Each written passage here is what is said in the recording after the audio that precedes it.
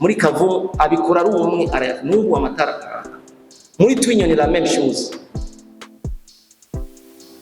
Nta bintu byinshi bisaba yuko abantu bitunganya. Tumaze guheza gutyo twaje dushiraho umuntu atoza amafaranga par ménage.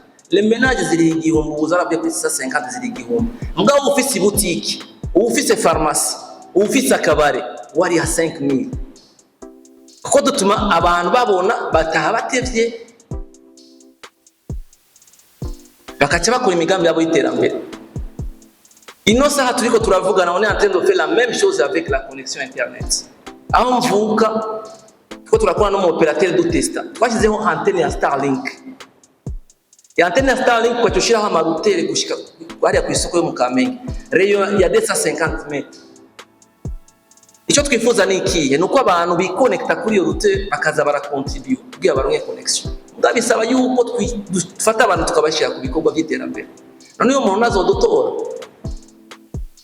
tutarinze kwama turiko turagenda tuburana amanama menshi cyane nazodutora. Nibaza rero kuri iki cya éclairage public ariko arabaza c'est à nous yo kuyumva n'umuntu umwe yakije quartier yose mu Nyakabiga. N'umuntu umwe ku mafo yiwe kandi bagiye bareinstalla amapoto mashasha kandi ariho l'existant. Ko nari mvuye ahantu canciwe arambwira ndamaze niwe wabikoze gute ibi bintu. Ambwa ati je nafashe abana turashira amafaranga hamwe byose tuca turagenda kwatsa amatara. Nafashe ijambo ndababwira ni reka twegeranya abantu autour des activités de développement. Nije aho mvuye amatara raka abantu bakora gushika saa 9 y'ijoro kwera amatara yaka. None ko dufise amatara amapoto ya kera ameze neza. Dufise kuva kuri 6e avenue kunyabagera gushika kuri 10e avenue. Dufise 53 poto. Nivyo shaka dukora no muri me. Dufise 53 poto. Nuko twabati hakene wiki katwatsa amatara kuko ico gihe bari muri campagne aho chaque ménage yabayisaba gushira itara ku rugo. Itara ku rugo bujya butarabo bugwa 4000 5000 kandi buguma bupfa abandi barabwiba. None nta kintu twokora cyo tuma bene giye kubumva yuko boroherejwe. Nuko twace dusubiramo njya amatara 53 tuca tuyata 6 mois atamwe n'igihugu atanga amafaranga. Tuca tubikora sufomye cyo twise projet murikira nanje. Niko vyitwa. On a fait un devis de 15 millions. Kwa entretenir les 53 potes zazigiye duhindura amatara yose. Tumaze guheza tuca tuyasa 6 ikatwatse une semaine turabe la consommation de 6h à 6h du matin pour chaque pote kugira tugire estimation y'amayinite twogura ku kwezi. Twasanze yuko les 53 potes zose zazi dukoresha plus de 700 000 arenga gatoyi ku kwezi. On avait 1352 ménages. Tu as les 750 000 arenga divisé par 1352. 300 chaque ménage contribue à 650 par mois. None tugiye gusigura umwene gikambwa ati yatara warushira ku irembo kuri twakwakirije amatara. Uzanye 650 tuzokwakiriza amatara. None umwene gihugu yo kwamba. Kuko twabanye d'abord turagira 6 mois d'essai yakayo matara. Ama mu nyuma rero bacha batangura gutoza gushika uno munsi amatara raka duhejeje kubikora uwo muri Songa ni chef de zone avuga ati naje negeza kubikora aho mvuka muri Songa cyaratsa amatara mu diaspora yaravuye muri Norvege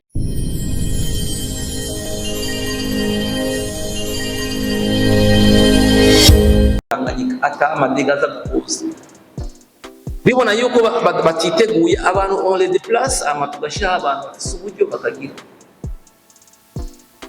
Adisi uno munsi nta sinivuze ko ari gukoresha dictature. Adisi na negotiation ziba bazana igicapo ngaho bakora bafata abantu bakabubakira amalogement social bagukuraho bagutwara mu nzu bakaca bahamagara umu investisseur ati ubaka ibintu bimeze gutya. Donc kuri cyo gituma ivyo bikorwa gutyo bya twevite yuko abantu bagira ubwoba. Mwavuze kubaka station d'opération yo hajya kuyagura kujya n'igitega rero niyo turiko turajya abantu bose bafise amafo septique babisesa rero ni ifoko rero mutegura igisagara cya Gitega vyiyumvira au moins station d'épilation naho nyine hajya, kuko birajyanye au fait niyo ma conséquence ya urbanisation.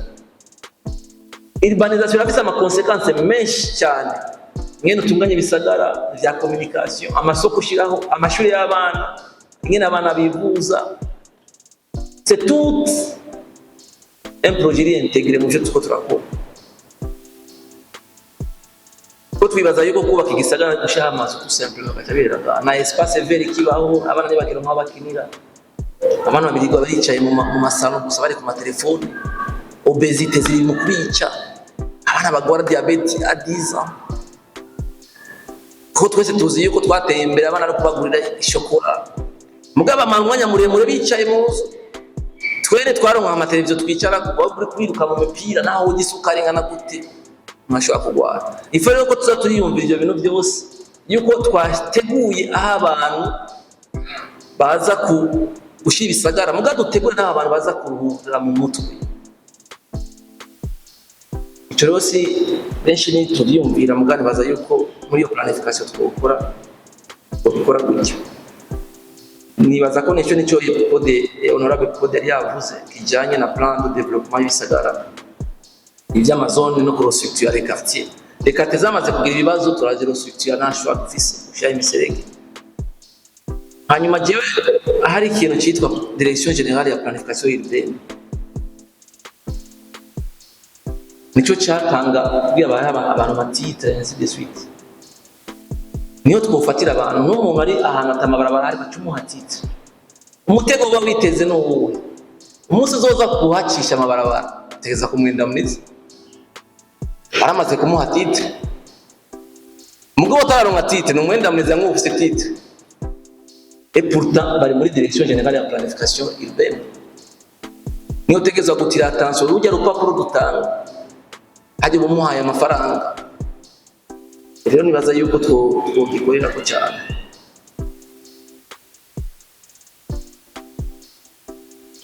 Ariho ibindi bibazo nibaza ko byose nabikiye ari ikibazo cyabagiwe na honorable com kijyana na les grands projets, amabije manini cyane kandi toto consommation idakunda.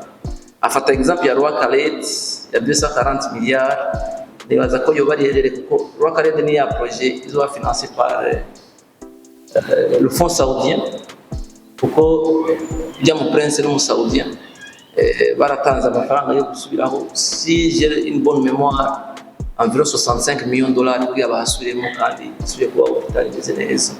Nibaza ko bagira conversion direct, nibishobora gukora mu mwaka umwe nawe nyitaza kubihindura, kuko ikibazo rero bajya ati mu turasira ingene mwipanze kugira ayo mafaranga azokoreshwa mu mwaka umwe, si projet zo kuba mu mwaka umwe. Nibaza ko ari herere baza gukoresha amabarabara. Yavuze yuko niko tudashobora kugira ijya haute intensité de main d'œuvre. Nibaza ko ari ide nziza twokorera ko fatiye nkajya amafaranga twahaye amazone, c'était prévu 220 millions pour chaque zone. Kibazo mu mvuga misi yose turavye la valeur ya zige dufise no munsi koko ni 220 millions. Ajya amafaranga yo tuyaha nka mustaneri tukaca tumushirako contrat de performance, yari kubaka zone akayekipa akubaka n'amasalle de classe angahe kuruhande. Ati kubera iki yaca akoresha la main d'œuvre locale, yaca ati umusenyi n'amabuye byose ni intererano ya commune, ni mubizane. La main d'œuvre ni muze namwe tuzotubahangahe, twari gusanga dukiye gusova byinshi gusumba yuko tufata umu entrepreneur ukwibujumbura akateza gukora haje. Nico gituma mubona byagenze kuki mugana byo bisaba yuko tuberefreshisa neza mu ma comité de développement kugira dukora ibintu bimeze neza. Yavuze yuko byoca bigira economy y'ibitoro, kuko sinoja gukura imisenyi handi tusaba yuko dufyatura amatafari ngaho twayafaturana ngaho nyene, kandi byoca bitanga akazi au niveau local, bakaba baparticipa muri development yiwabo, vyogira ibintu byinshi cyane. Nibaza ko muri aya mafaranga tuko turanga mu makomine pour la réflexion yoza dans ce sens. Comment est-ce qu'on peut minimiser les dépenses tugakoresha amafaranga duhaye? Nk'izi 100 millions twavuze turungitse kuvyo kwambira isale commune. Burya tutaravye neza tuzosanga yakoreshejwe atabintu biri très important bihari. Or c'était l'occasion yo kubaka, tuvuge ko ndi muri hariya abagabike kazi babahambye. Ngire nk'abava hariya, avec les 100 millions, on peut aménager ahantu neza katika site touristique. Bamaze kwitora nabibonye. Hajya Kamatari amaze iminsi ariko aragenda. Nta kindi kintu gikeneye ko tubaka ibintu biri yandire. No kubaka neza tout simplement abantu nibahaza bumve ko borohewe. Uzobutanza akazi, uzobuhateshije histoire izoba iri kwiravugwa, ingene babahamba byose ingene byagenda, hajya kuri rwa ruzi ingene baboza ikiziga. C'est toute une histoire on raconte. Moheha. Abamaze kujya Afrique du Sud barabizi Cape Town. Table Mountain niki numusozi gusa wimere yuko bashira ko tukutuku igenera mu kirere. Ugenda tanga $50 kugira uje hariya kandi mu kwiyandikisha hakiri kare. None Moheha avec 100 millions navyo mukora biki? Numugozi tout simple mushaka ikintu. Ko twese dushaka kuduga hariya ruguru turabe, hariho n'abashaka kugenda kugira boroherwe mu mutwe kuko hari aradetanga. Mugabo ayo 100 millions tugira turungika uno munsi. 100 millions ni 4.2 milliards. Chaque commune tegeza kurumwa pour l'embellissement ya makomune. C'est le moment yo gufata mukidentifier ahantu habiri hatatu. Ikiba valorisation des sites. Puis valorisation le plan culturel, historique, no kuzana amafaranga. Iyo ni example nanze imwe. Ababa mu Kirundo muri hariya hari ibugabira hari bya birayi. Les 100 millions na kindi kinozi koresha nukuzana amapayote tout yazijya lac. Ngacani yaranje ngene ngagura mu hotel imwe cyangwa zibiri shira ku bwato bumeze neza abantu bagatembera kuri kaka ile. Ugenda wese akari ibihumbi 10. Ni ibintu bi très simple.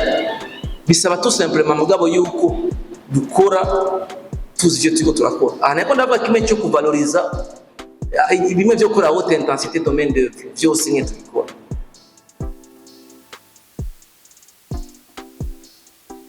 Donc ces activités rero twozikora neza au niveau local kandi zikazana umusaruro. Éclairage public yakibuze ngo ni giki dutegekanya kugira zikore izihari zikore. Sizi kwigiye natanze example yaho mvuka ngaha mu Kamenge muri quartier Gikizi. Nayitanze ngaha nyene mbwa sinzi ko yarahari. Batumye ko le cadre bavuka aho hantu. Ati turakeneye ico muterera. C'était juste amatora ya 2020 aheze. Twari kumwe n'umuntu honorable umwe ico gihe bari babiri ico gihe bavuka haje. Baravuga ati ni giki ko twatsinzwe ngaha muri Gikizi. Kandi ariho byose byatanguriye. Ikosa twakoreye abanyagihugu n'iriye. Nicyo cyari ikibazo. Muri Gikizi mucyamu babona. Ati manda zose twaba turi babiri. Ati ikosa ryabaye kugira dutsindwe ngaha n'undi mugamba. Ni igiki cyabaye. Bamwe nitwigishije neza nitugira iki twatanze imoso nababwiye iki tuba mwatsinzwe nimwegeranya abantu autour des activités de développement. Uye ya pas d'amitié muri ibi nyake des intérêts. Bajya bose mubona baza nukwipanga nta rukundo rurimo turabizi. Rero les intérêts zihari abantu baraza bagahura. Niyo nababwiye ni reka dufate example y'ivyo ambassadeur yakoze New York. N'umuntu umwe yakije quartier yose mu Nyakabiga. N'umuntu umwe ku mafo yiwe. Kandi bagiye barestara amapoto mashasha kandi ariho l'existant. Ko nari mvuye ahantu canciwe arambwira ndamaza niwe wabikoze gute ibi bintu, ambwa ati je nafashe abana turashira amafaranga hamwe byose tuca turagenda kwatsa amatara. Nafashe ijambo ndababwira ni reka twegeranye abantu autour des activités de développement. Nije aho mvuye amatara raka abantu bakora gushika saa 9 y'ijoro kubera amatara yaka.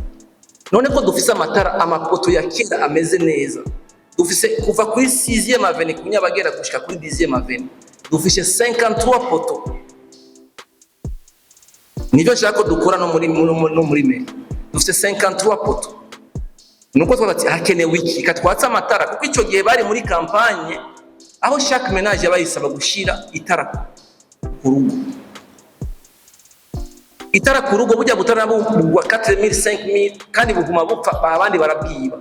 None nta kintu twokora cyo tuma bene giye kubumva yuko boroherejwe. Nuko twace dusubiramo njya amatara 53 tuca tuyata 6 mois atamwe n'igihugu atanga amafaranga. Tuca tubikora sufomye icyo twise projet murikira nanjye niko byitwa. On a fait un devis de 15 millions kwa entretenir les 53 potes zazigiye duhindura amatara yose. Tumaze guheza tuca tuyasa simu ikatwatse une semaine turabe la consommation de 6h à 6h du matin pour chaque pote kugira tugire estimation y'amayinite twogura ku kwezi. Twasanze yuko les 53 potes zose zacu dukoresha plus de 700 000 arenga gatoyi ku kwezi. On avait 1352 ménages. Tu as les 750 000 arenga divisé par 1352. 300 chaque ménage contribue à 650 par mois. None tugiye gusigura umwene yikambwa ati yatara warushira ku irembo kuya twakwakirije amatara. Uzanye 650 tuzokwakiriza amatara. None umwene gihugu yo kwanga. Kuko twabanye d'abord turagira 6 mois d'essai yakayo matara. Ama mu nyuma rero bacha batangura gutoza gushika uno munsi amatara raka. Duhejeje kubikora uwo muri Songa ni chef de zone avuga ati naje negeza kubikora aho mvuka muri Songa cyaratsa amatara. Mu diaspora yaravuye muri Norvège muri Kavumu abikora ari umwe arayungu amatara raka. Muri Twinyoni la même chose. Nta bintu byinshi bisaba yuko abantu bitunganya. Tumaze guheza guki twaje dushiraho umuntu atoza amafaranga par ménage. Les ménages ziri igihumbi uzarabye kuri 650 ziri igihumbi. Mugabo ufise boutique, ufise pharmacie, ufise akabare wari ya 5000. Kuko dutuma abantu babona bataha batevye bakaca bakora imigambi yabo y'iterambere. Ino saha turiko turavugana on est en train de faire la même chose avec la connexion internet. Aho mvuka ko turakora no mu operateur du testa twashyizeho antenne ya Starlink. Ya antenne ya Starlink kwa tushiraho amarouter gushika bari ku isoko yo mu Kamenge rayon ya 250 metres. Icyo twifuza ni ikihe nuko abantu biconnecta kuri iyo router bakaza baracontribute kugira baronke connection. Ndabisaba yuko dufata abantu tukabashira ku bikorwa by'iterambere. None uyo muntu nazodutora tutarinze kwama turiko turagenda tuburana amanama menshi cyane nazodutora. Nibaza rero kuri iki cyayikiraje public ariko arabaza c'est à nous yo kuyumvira les stratégies twokoresha pour mobiliser abantu tukabashira ku kivi nta kindi kintu gihari. Ikindi rero cyo kirako kuri amabarabara bitwavuze ubu ndafise devinga kuko harabaye ikibazo cy'ingene izo ayo mabarabara zo bajera tubagije muri energy bavuga ati amabarabara twayahaye infrastructure. Twe twatuzi ko amatara yaka regide zo kibijamo ivuga ati oya tusekiye amabarabara yose twe twayarekeye infrastructure. Ce que nous avons fait nuko twahamagaye mushikiranganje wa energy na wa infrastructure na régie des eaux tubwira ibikeneye gukorwa tugati amafaranga akenewe n'ubu ndafise l'officier n'ubu mfashi kuri nahangwa yonyene i tronçon rivière Gasenyi na house gushika muri rond-point iwabo n'abantu nkenera mahera ngana gute rond-point iwabo n'abantu gushika kuri Roi Kalete ajya amatara yose lo devis ndayifise ndabiteranje byose aho ni muri commune Nahangwa na Mukaza lo budget total mfise ngaha yo kugura amayinite yonyene nashika 500,000. Il faut ko nshashiramo maintenance ibyo nitwabikora rero yavuze ko twoshira amafaranga kuri facture. Murazi ko igiciro igituma ya formule dakunda ko igiciro ni kideterminer. Regire zone ifise flexibility. Kuya donc ari un bien sensible. Mugabo tuyashize muri budget, muri ya makori twatoje. Tukaja tuya decentraliza, tukaja tuyaha gouverneur wa Bujumbura. Tukamubwira ati umunsi tuzobona amatara atatse. Twaguhaye entretien, twaguhaye byose. Nawe cyayiranje nashaka kwa amakori. Mabotike yose hari. Ibiro birashoboka muga to depa yuko na programme ngene umuntu abana yayipanze kugira bigende neza. Yavuze cya BND yuko ifise iya vocation de développement. Naho nyene nibaza yuko ari n'ingene twitunganije kwe. Twese dushaka kuja muri argent facile. Tugende gutanga ama credit, ama découverte.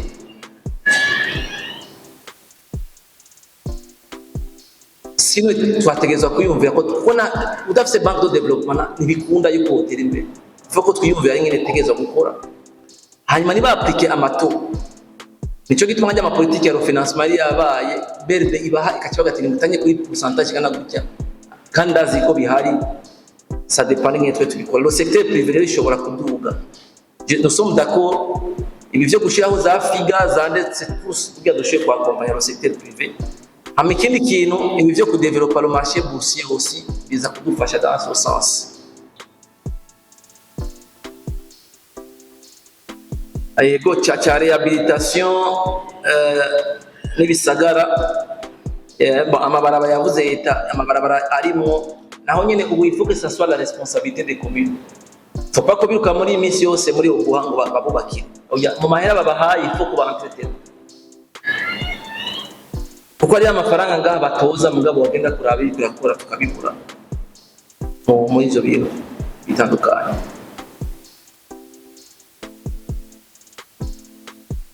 Ibibazo byabajwe na honorable Suguru si je ne me trompe pas. Niwe yari yatanguye. Kibazo cyambere yabaje ati ibiriko biraba muri Iran na Ukraine barabishizemo mu mariski muri gestion de risque. Ati nibaza yuko ama projection yanyazo avamera nabi cyane. Nicyo gituma kujya twagiye za Nigeria. Twagiye muri raffinerie ya mbere ku isi. Ni raffinerie ya mbere ku isi. Kuko kijya nikizoca hariya muri ijya Detroit. Amo en terme turiko do. Nivyo turiko turakora kugira turayiko diversifier. Kuja ijya raffinerie ifise pipeline gushika Ethiopia, Namibia, Mombasa gushika Ethiopia. No kuvuga yuko mpesa provisionner ata bwato bwaje byaciye muri pipeline. Nicyo gituma abantu nk'abajya rero abantu bo kujya kuraba. L'autre avantage c'est le nouveau producteur namo intermédiaire arimo. Namo intermédiaire arimo. Ni agwa facture nta muntu azoyashyize ko 0,5. Sasa iyo ni difference de taille. Kujya kwanye ni ibintu mukavugana. Hapana ngo guca kwa naka ngwace kwa naka oya. Nyene ibintu niho turiko turavugana. Navuga ati priorité ni Afrika. Ayo na mesure ya moyen terme tuba turakorera kugira twevite yuko twajya bezigora. Mwarabonye ko afise yire akura gwiwe. Sibime tuzotuma nakara naka ngagenda ngo ntuzanire inside suite oya. Ni nyene ibintu turiko turavuga. Ne yaguha facture azoguha atakanu yashizeko. Nibaza ko utwo tumwe tumuturore turiko turakogwa byotuma dushaka kugira kwa amortisa ishoki iri kwiraba hanyuma ku munsi unsadapte turakurikira amakuru nyene biko biraba kugira turabe dote decision twofasha. Amakiti d'exportation y'amavoka ikawa leur contribution en termes y'ama devise ngene bizogenda byiyongera bizokuyongera gute. Rimwe na twavuze yuko ifuko tugira ama étude. Muri budget harimo ngo 30 millions de plants de café. ntitwavuze ati tuzozitera ryari, zizozana umusaruro ryari. Nibyo twashaka ko turevita mu dukora. Amavoka tuyatere neza tuzi exactement turiko turaca. Yabaje twiki twashama amaide na kibuzi gituma amaide yataza kubona barabara le risque pays niyo barabo. Nibaza ko badakunda Burundi haje batubwira ngo tudevariwe mutunganye bashaka tudevariwe bace baza bakore ayo baronse bazoja muri berbe bazocaza kuyarondera kuri machine wabo bace bigi hanyuma babaye benshi bayasavye hariya rigume riduka. Rero twe tuvuga ati ko tuduze umwimbu tugashora abandora amaze kuboneka azotupermeta kugabanya ico kinoko hanyuma abantu bace basanga badusange ku kivi amatubanda. Iyi mobilisation ya diaspora turiko turakora kuko mu diaspora avantage yiwe nabivuze araje afisabo naho yoronka amarundi azoyakoresha localement na obligation de rapatrier afise naho awundi munyamahanga. Le contrat PPP nayo nuko tuba turi kumwe twese nawe ayaronse makeyi twumvikana ngene ayarapatrier kukibuki. Les critères de convergence yavuze zo muri EAC twavuze zikeyi kuko twavuze zikeyi hajya bari ubusitani twavuga zose hanyuma ku makenga yarafise kuri taux directeur yamanutse kacha kuri 10%. Normalement kujwa kuri taux directeur kugira ugabanya amahera ya circulation canke uyasubizeyo. Mugabo ni gake kenshi usanga bakoresha amahera muri berbe ya mariki dusanga ariko raturu. Kuko taux directeur kwa kuvuga ati ukeneye amafaranga naza yatore kuri 10 azocyadandura 10 na kangahe. Mugani bake bajya kuyatora ko ariyo nayo basanzwe bafise batari kubakoresha. Sino ibi bwa birahinduka nicyo gituma tugira ijya politique monétaire déclaration ya politique monétaire de façon semestrielle ugiye cyo turajusta abaye menshi urashobora nama insuive n'ibintu gukora bishobora gutuma tusura inflation baye arashobora kugaruka kuri kaza de bar. Rero na contradiction ihari par rapport ivyo twakoze n'ama prévision nkuko yarafise ubwoba na ihari.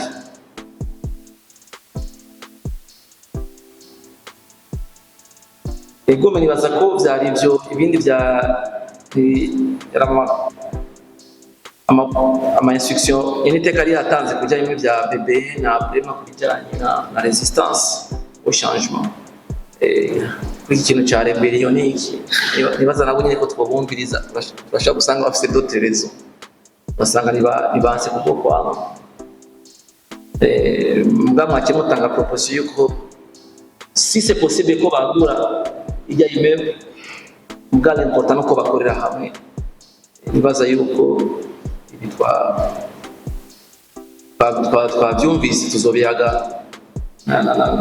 n'umushikanganje mugenzi wanje dushikane mu butumwa Premier Ministre kugira turanye tugikorera ko. Ego nibaza yuko ama contribution yose novuga ko byari bibazo byara ama contribution kugira turabe yuko icyo twatanze iki gitabo kirimo byanirwa byose twari twavuze yuko ari igikorwa gikoze ubwa mbere bishobora gushika twasanga ariko twibagiye muka icyo dukora nuko tucyarishiza aba bikadupermeta gukora bije twibaza yuko uri realist. Urakoze.